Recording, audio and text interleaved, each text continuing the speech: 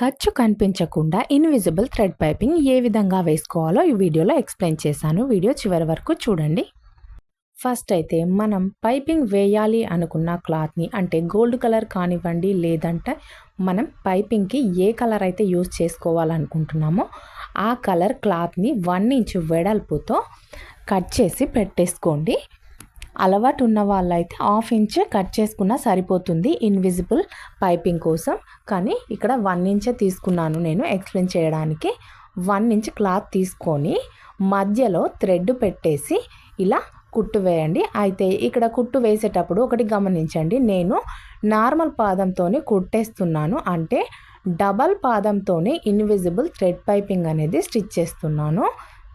ఇక్కడ చిన్న piece cut చేశాను నేను. ఇది హ్యాండ్స్కి ఇన్విజిబుల్ పైపింగ్ వేయడానికి చిన్నగా తీసుకున్నాను, నెక్కి వేయడం లేదు, ఓన్లీ హ్యాండ్స్కే ఇన్విజిబుల్ పైపింగ్ అనేది వేస్తున్నాను. ఇక్కడ 2 హ్యాండ్స్కి 2 పీసెస్ అనేవి తీసేసుకున్న తర్వాత మనం ఖర్చు కోసం 1/2 ఇంచ్ వెడల్పు కావాలనుకుంటే 1/2 ఇంచ్ వెడల్పు ఉంచేసుకొని మిగిలిన క్లాత్ మొత్తం కట్ చేయండి. లేదు 1/2 ఇంచ్ వరకు కుట్టు వేయాలి అని అనుకుంటే 1/2 ఇంచ్ క్లాత్ ఎక్స్ట్రాగా ఉంచుకొని మిగిలిన పైపింగ్ క్లాత్ మొత్తం కూడా కటింగ్ చేసేయండి, సరిపోతుంది.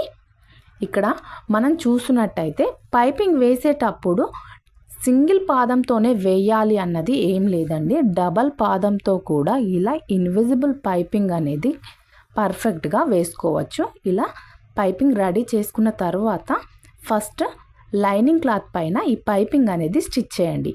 మనం ఇక్కడ 1/2 ఇంచ్ వెడల్పుతో తీసుకున్నాము, అంటే ఖర్చు కోసం 1/2 ఇంచ్ వెడల్పు తీసుకున్నాం కాబట్టి ఇక్కడ 1/2 ఇంచ్ వెడల్పుతోనే కుట్ అనేది వేయండి. ఫస్ట్ వచ్చేసి మనం లైనింగ్ క్లాత్ పైననే మనం రెడీ చేసుకున్న ఇన్విజిబుల్ థ్రెడ్ పైపింగ్ అనేది లైనింగ్ పైనే ఫస్ట్ వేయాల్సి ఉంటుంది. ఇలా వేస్తేనే పైపింగ్ అనేది పర్ఫెక్ట్గా వస్తుంది, అదేవిధంగా నీట్గా కూడా వస్తుంది. పైపింగ్ వేయడానికి నేను 12 నెంబర్ థ్రెడ్ అయితే తీసుకున్నాను. ఇక్కడ మీరు గమనించండి, క్లియర్గా వస్తుంది అండ్ పర్ఫెక్ట్గా వస్తుంది. డబల్ పాదంతోనే పైపింగ్ అనేది స్టిచ్ చేశాను. పాదం చేంజ్ చేయాల్సిన అవసరం ఏం లేదండి. కొద్దిగా ట్రై చేయండి, కొత్తగా నేర్చుకునే వాళ్ళకి ఇబ్బంది అవుతుంది, కానీ మీరు ట్రై చేశారంటే ఖచ్చితంగా వస్తుంది. ఇలా కుట్టుకున్న తర్వాత ఒరిజినల్ క్లాత్ అనేది తీసుకోండి, అంటే మనకు చీరలో వచ్చిన క్లాత్ కట్ చేసుకుంటాం కదా, ఈ క్లాత్ అనేది దానిపైన పెట్టేసి ఇంకొక కుట్టు అయితే వేయాలి. అయితే ఇలా ఖర్చు కనిపించకుండా వేయాలి అని అంటే మనం కింద వైపున ఒరిజినల్ క్లాత్ పెట్టేసి మధ్యలో మనం పైపింగ్ వేసిన క్లాత్ మధ్యలో వచ్చేలాగా పెట్టండి. పెట్టి పైన లైనింగ్ వచ్చే విధంగా చూసుకొని ఇంకొక కుట్టు అనేది వేసుకుంటే సరిపోతుంది. ఇక్కడ మనం ఎలా అయితే పైపింగ్ వేసేటప్పుడు కుట్టు వేసామో కరెక్ట్ దాని పక్కనే కుట్టు పడే విధంగా వేయండి. థ్రెడ్ మీద కుట్టు పడితే మాత్రం పైపింగ్ అనేది నీట్గా రాదు.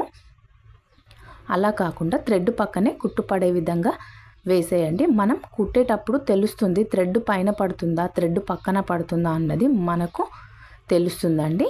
ఫస్ట్ ఇలా ఒరిజినల్ క్లాత్ కింద పెట్టేసేయండి. తర్వాత పైపింగ్ వేసిన క్లాత్ మధ్యలో రావాలి. నెక్స్ట్ పై వైపున లైనింగ్ క్లాత్ పెట్టేసి ఒక కుట్టు వేసుకుంటే సరిపోతుంది.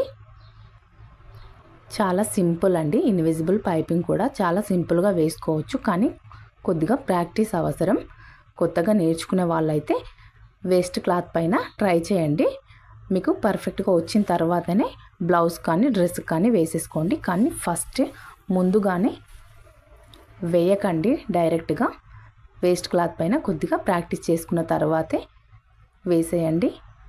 మనం ఇక్కడ పైపింగ్ వేసేటప్పుడు కరెక్ట్ ఆ చేతి బార్డర్ దగ్గరే వేయలేదు, ఒక 1/2 ఇంచ్ అనేది కిందికి వేసాము. ఎందుకంటే చేతి బార్డర్ కూడా గోల్డ్ కలర్లోనే ఉంది కాబట్టి సేమ్ అందులోనే కలిసినట్టుగా కనిపిస్తుందని చెప్పేసి చేతి బార్డర్ కంటే ఒక 1/2 ఇంచ్ కింది వైపున క్లాత్ వదిలేసుకొని అక్కడ పైపింగ్ అనేది వేసాము. ఇలా వేయడం వల్ల మనం వేసిన పైపింగ్ అనేది నీట్గా కనిపిస్తుంది, పర్ఫెక్ట్గా ఉంటుంది, చూడ్డానికి కూడా చాలా బాగుంటుంది లుకింగ్ అనేది. అంతే, పైనుంచి ఒక స్టిచ్ వేసుకుంటే సరిపోతుంది. ఎంతో ఈజీగా ఇన్విజిబుల్ థ్రెడ్ పైపింగ్ అనేది స్టిచ్ చేసాము. పై వైపున కింది వైపున ఎక్కడా కూడా మనకు ఖర్చు అనేది కనిపించకుండా ఉంటుంది. ఈ వీడియో కనుక మీకు నచ్చినట్టయితే లైక్ చేయండి, షేర్ చేయండి, సబ్స్క్రైబ్ చేసుకోండి. మరిన్ని వీడియోస్ కోసం మన ఛానల్ని ఫాలో అవ్వండి. Thank you for watching.